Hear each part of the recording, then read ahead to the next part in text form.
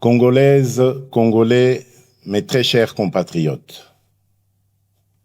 En ce jour solennel du 30 juin 2026, notre nation célèbre le 66e anniversaire de son accession à l'indépendance.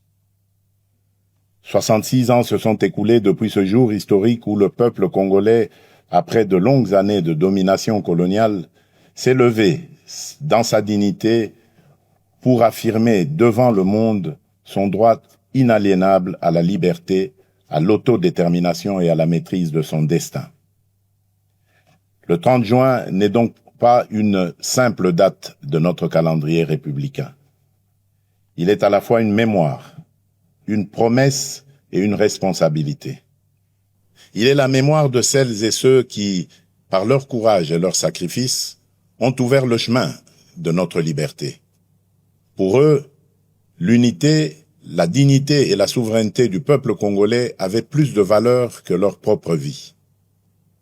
Il est aussi la promesse faite à chaque génération de ne jamais renoncer à l'idéal d'un Congo libre, uni et souverain.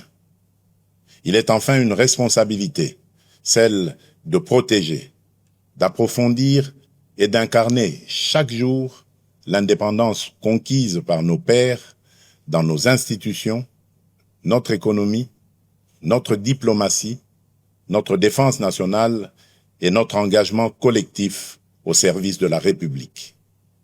En ce jour de communion nationale, je m'incline avec respect devant la mémoire de nos pères de l'indépendance, de nos héros nationaux, de nos martyrs et de tous les combattants de la liberté, connus ou anonymes, qui ont fait de ce pays une patrie libre.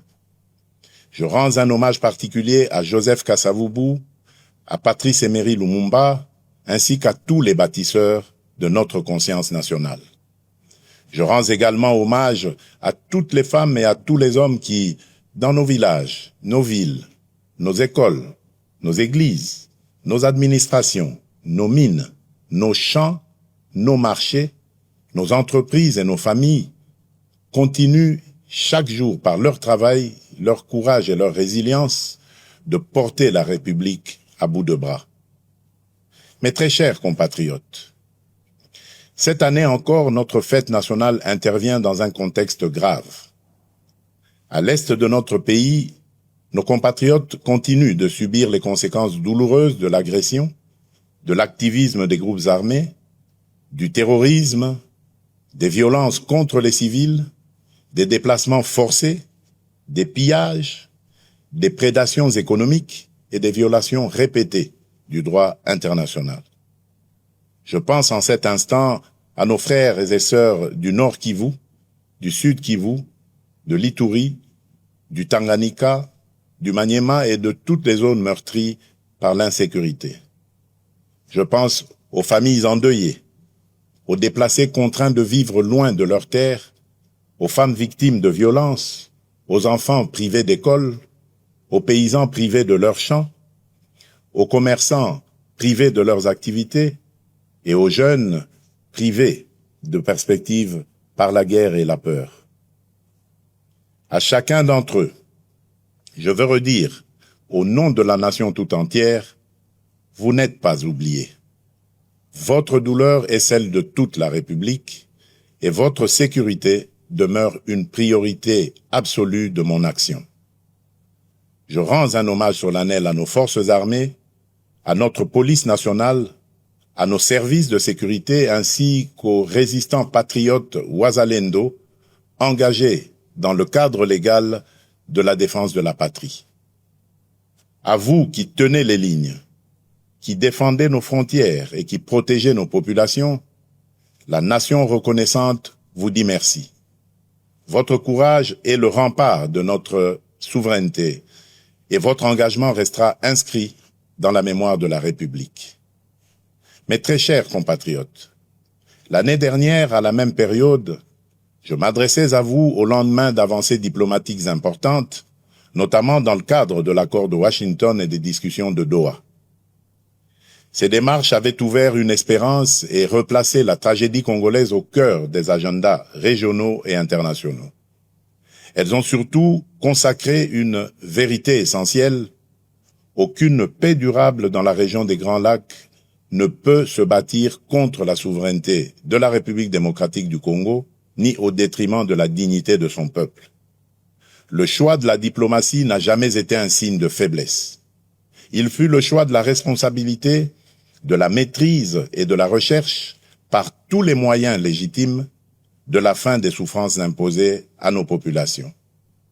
Les accords de Washington, les discussions de Doha et les engagements de Montreux n'ont de sens que s'ils produisent des résultats concrets, vérifiables et irréversibles, le silence des armes, la fin de tout soutien aux groupes armés, le retrait effectif des forces étrangères non invitées, le désarmement des combattants, le retour digne et sécurisé des déplacés et des réfugiés, la protection des civils, la restauration de l'autorité de l'État, la justice pour les victimes et des garanties crédibles de non-répétition. La République démocratique du Congo reste engagée en faveur de la paix. Elle respecte sa parole, honore ses engagements et demeure ouverte au dialogue lorsqu'il est sincère, équilibré et conforme aux intérêts fondamentaux de la nation. Mais la paix ne peut être ni une mise entre parenthèses de la vérité, ni une récompense accordée à ceux qui prennent les armes contre la République, encore moins un compromis sur notre souveraineté, notre justice ou notre intégrité territoriale. La paix que nous recherchons est une paix juste, une paix qui respecte les frontières, restaure l'autorité de l'État, sanctionne les crimes et transforme nos ressources naturelles en instruments de développement et non en carburant de guerre. C'est cette paix-là que nous voulons, cette paix-là que nous défendrons. Je remercie nos partenaires qui accompagnent ces efforts, notamment les États-Unis d'Amérique, l'État du Qatar, l'Union africaine, l'Union européenne, les Nations unies, la SADC, l'EAC, la CIRGL, ainsi que tous les pays amis engagés en faveur de la paix dans notre région. La République démocratique du Congo ne sera plus réduite à l'image d'un pays que l'on convoite, que l'on pille ou que l'on déstabilise. J'en ai fait le serment devant la nation. Et depuis mon accession à la magistrature suprême, je travaille à faire reconnaître notre pays pour ce qu'il est véritablement appelé à devenir, c'est-à-dire un pilier de paix, de croissance, de transition énergétique, de stabilité régionale et de prospérité partagée en Afrique et dans le monde. Le regard porté sur notre pays est d'ailleurs en train de changer. La République démocratique du Congo n'est plus seulement perçue comme un territoire de crise, elle est désormais identifiée comme un pays solution, grâce notamment à nos minerais critiques, le cobalt, le cuivre, le coltan, le lithium, qui participent déjà à façonner l'avenir du monde et confèrent à notre pays un levier historique de repositionnement et de transformation. C'est dans cette perspective que s'inscrit le partenariat stratégique que nous construisons avec les États-Unis d'Amérique ainsi que ceux que nous entendons nouer avec nos autres partenaires. Tous doivent répondre à une exigence claire, servir les intérêts fondamentaux du peuple congolais, renforcer notre souveraineté, soutenir la paix, favoriser la transformation locale, sécuriser les chaînes de valeur et créer des emplois durables pour notre jeunesse.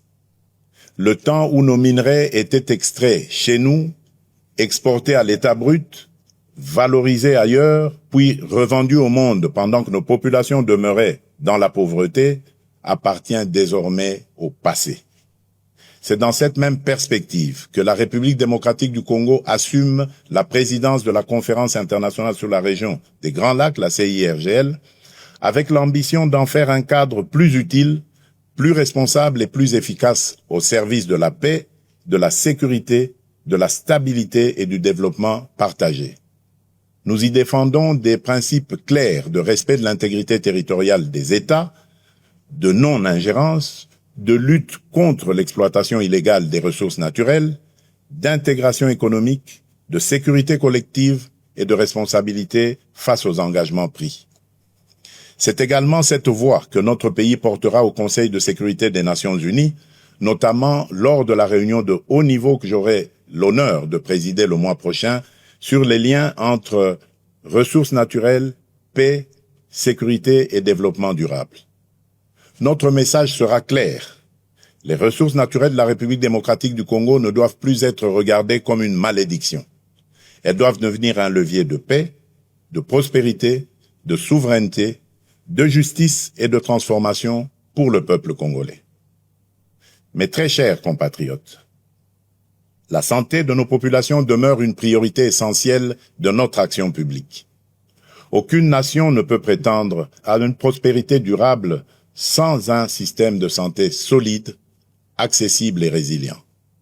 C'est dans cet esprit que nous avons poursuivi ces dernières années le renforcement de nos infrastructures sanitaires, des capacités de nos personnels de santé, de la surveillance épidémiologique et de la recherche médicale, notamment à travers l'expertise reconnue à l'Institut national de recherche biomédicale, l'INRB en sigle.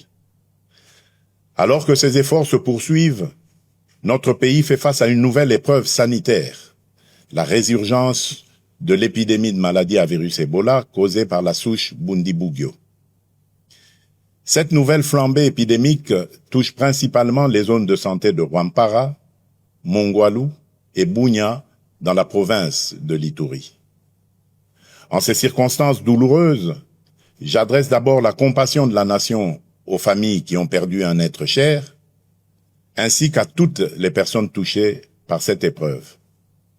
Face à cette menace, les mécanismes de riposte ont été rapidement activés. Fort de l'expérience acquise lors des précédentes flambées d'Ebola, notre pays dispose aujourd'hui de capacités renforcées pour prévenir, détecter, isoler, prendre en charge et protéger nos populations. Un plan global de riposte budgétisé à 319 millions de dollars américains a été élaboré. Les premiers moyens nécessaires ont été mobilisés en urgence par le gouvernement afin d'appuyer les opérations sur le terrain, limiter la propagation de la maladie et sauver le plus grand nombre de vies possible.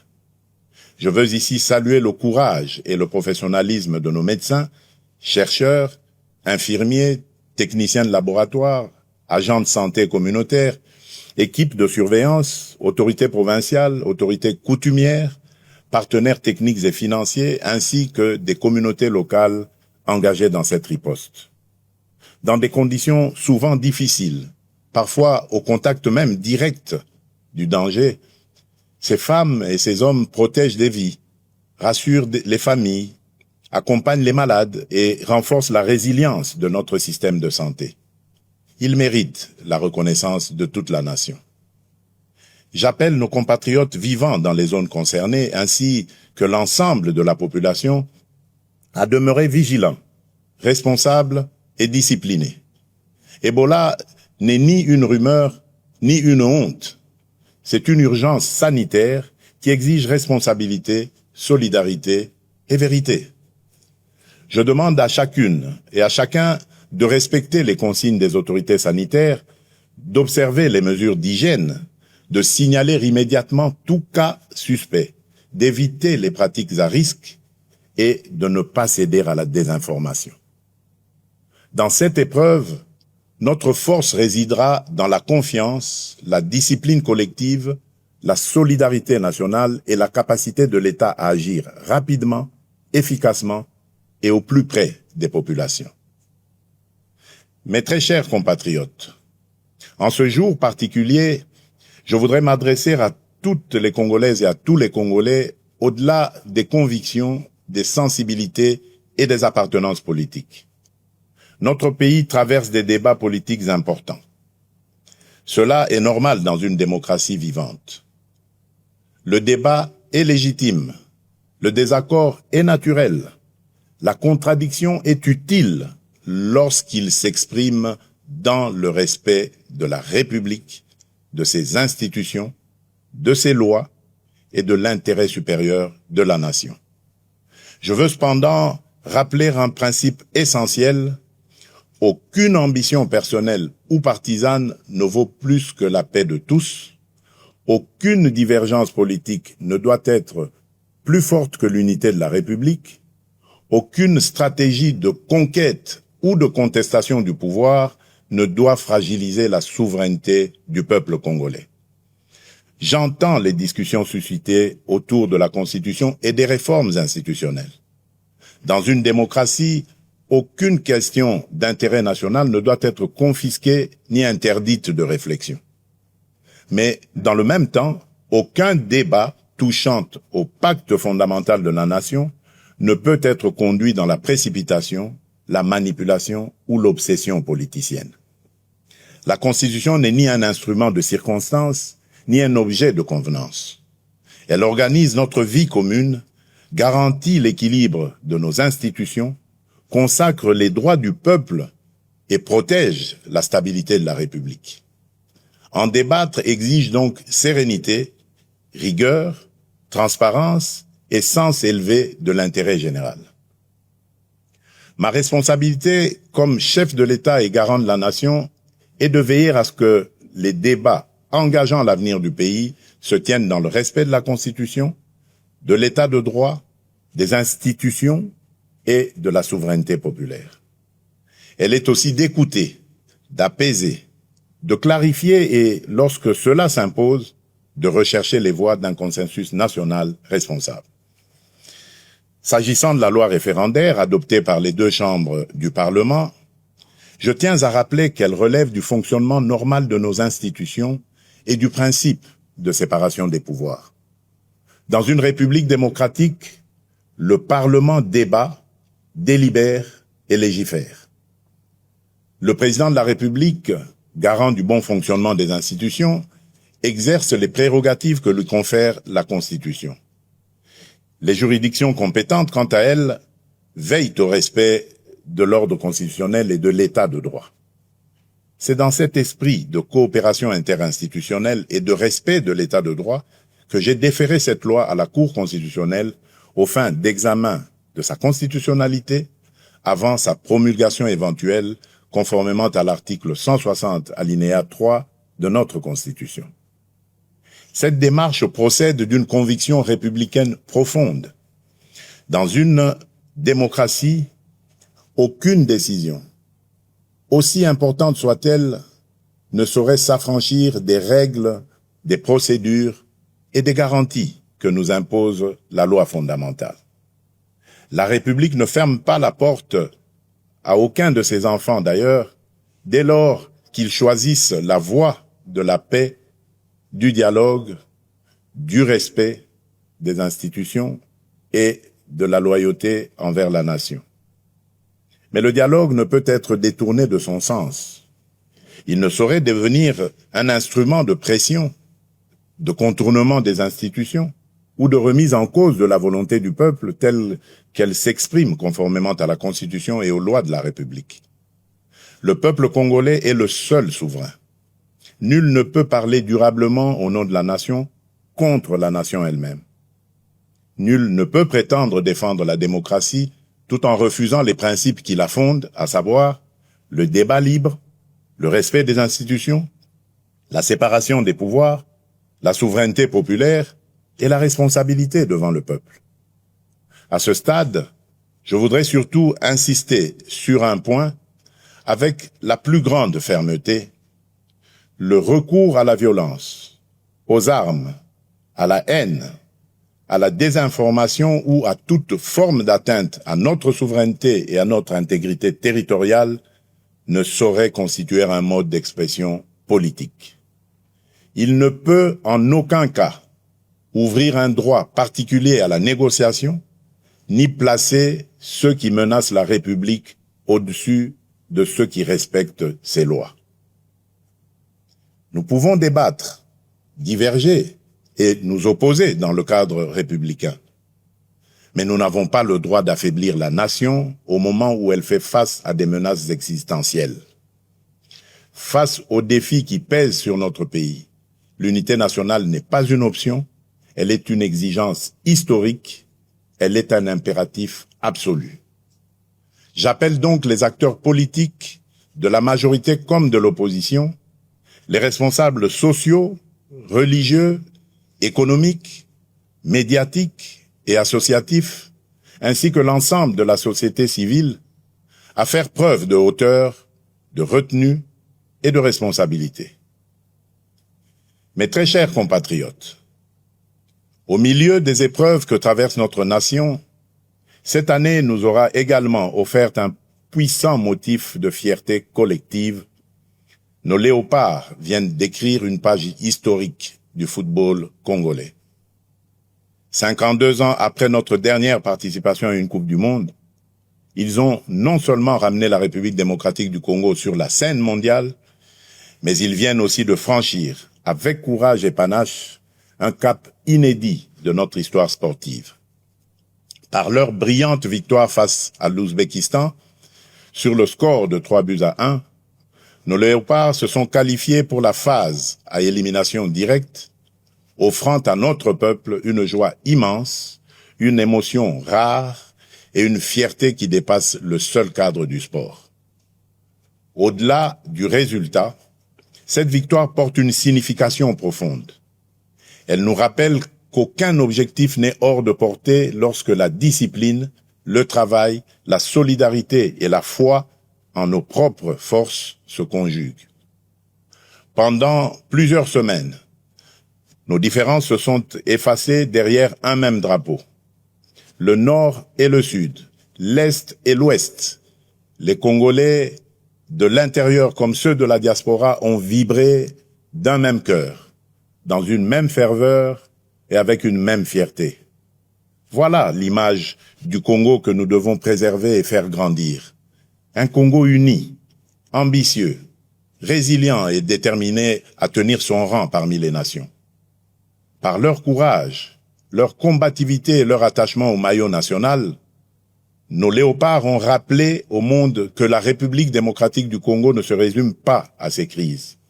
Le Congo, c'est aussi le talent, l'audace, la discipline, la résilience et cette capacité de croire jusqu'au bout, même lorsque le chemin semble difficile. J'adresse, au nom de la nation, mes chaleureuses félicitations aux joueurs, au staff technique, aux dirigeants sportifs, à la fédération, aux supporters, ainsi qu'à toute la jeunesse congolaise qui s'est reconnue dans cette magnifique aventure. À nos léopards, qui s'apprêtent désormais à défier l'Angleterre en 16e de finale, je veux adresser un message simple. Entrez sur le terrain avec la sérénité de ceux qui ont déjà honoré la nation, mais aussi avec l'audace de ceux qui savent que l'histoire n'a pas encore livré son dernier mot. Jouez avec discipline, courage, intelligence et surtout sans regret. Vous avez déjà fait battre le cœur des Congolaises et des Congolais. Vous avez déjà rendu tout un peuple fier. Mais nous continuons à croire en vous et en votre capacité à aller plus loin, à surprendre encore, à faire reculer les limites du possible et à écrire sous nos couleurs une nouvelle page de notre grandeur nationale. Quelle que soit l'adversité, la République démocratique du Congo vous accompagnera de sa ferveur, de ses prières et de son soutien indéfectible. Entrez sur le terrain avec la force de tout un peuple uni derrière vous. Le sport est une école de discipline, de cohésion, d'effort et de patriotisme. L'esprit des léopards doit inspirer la nation entière. Rester unis, défendre nos couleurs, croire en nos forces et combattre chacun à sa place pour l'honneur et la grandeur de la République. Dans le même élan, je rends hommage à nos artistes, nos scientifiques, nos chercheurs, nos entrepreneurs, nos créateurs ainsi qu'à toutes les femmes et à tous les hommes qui, par leur talent, leur travail et leur excellence, contribuent au rayonnement de la République démocratique du Congo à travers le monde. Mes très chers compatriotes, 66 ans après l'indépendance, la République démocratique du Congo demeure debout. Debout malgré les guerres, les convoitises, les blessures de l'histoire et les épreuves traversées. Debout surtout parce que son peuple n'a jamais cessé de croire en lui-même, en sa dignité et en son destin. Cette force intérieure, cette capacité à résister et à se relever constitue l'une des plus grandes richesses de notre nation. Et aujourd'hui, plus que jamais, notre responsabilité est d'aller plus loin. L'indépendance politique fut une conquête historique. Notre devoir désormais est d'en faire une souveraineté pleinement vécue, concrète et irréversible. Une souveraineté sécuritaire, afin que plus aucun groupe armé, plus aucune force étrangère, plus aucun agenda extérieur ne puisse dicter sa loi sur une parcelle de notre territoire. Une souveraineté économique, afin que les ressources de notre sol et de notre sous-sol servent d'abord le développement de notre pays, la transformation de notre économie, la création de valeurs locales, l'émergence de champions nationaux et le bien-être de notre peuple. Une souveraineté numérique, afin que l'identité de nos citoyens, les données de notre pays et les services publics de notre État soient protégés, modernisés et mis au service des Congolaises et des Congolais. Une souveraineté diplomatique enfin, afin que la République démocratique du Congo parle au monde avec respect, clarté, dignité et fermeté. Voilà le sens profond que je donne à cette célébration, faire du 30 juin non seulement un moment de mémoire, mais aussi un appel au sursaut national. Notre République est une maison commune. Chacun y a des droits, des devoirs, une dignité à protéger et une responsabilité à assumer. C'est pourquoi nous devons regarder au-delà des urgences du moment et préparer avec méthode et détermination le Congo de 2030, de 2040 et de 2050. Le Congo que nous voulons léguer à nos enfants est un Congo en paix, moderne, prospère et respecté, un Congo où chaque enfant accède à une éducation de qualité, où chaque famille bénéficie de soins dignes, où chaque jeune peut trouver sa place, exercer son talent et réaliser ses ambitions, un Congo où les richesses nationales se transforment en emplois, en infrastructures, en services publics et en mieux-être pour le peuple. Ce Congo ne se construira ni par la résignation, ni par la division, ni par l'attente passive. Il se construira par le travail, la discipline, l'unité, la probité et le sursaut patriotique. Chaque Congolaise et chaque Congolais a une part à prendre dans cette œuvre nationale.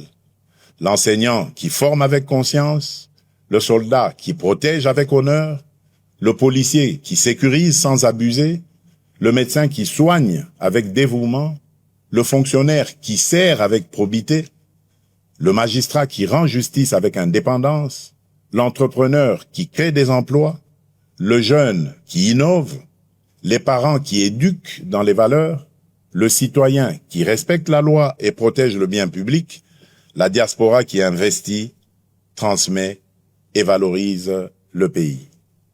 Comme le rappelait Nelson Mandela, avec la liberté viennent les responsabilités. Notre indépendance nous a donné une nation à aimer.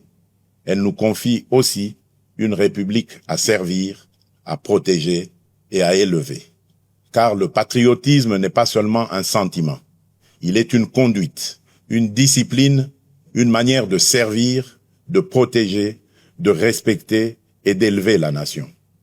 En ce 30 juin, levons-nous avec confiance, courage et amour pour la patrie. Unis dans la vérité, fermes dans la souveraineté, responsables dans l'action, solidaires dans l'effort, confiants dans l'avenir. Bonne fête de l'indépendance à toutes et à tous. Que Dieu bénisse la République démocratique du Congo, son peuple et tous ceux qui l'ont choisi comme pays de résidence. Je vous remercie.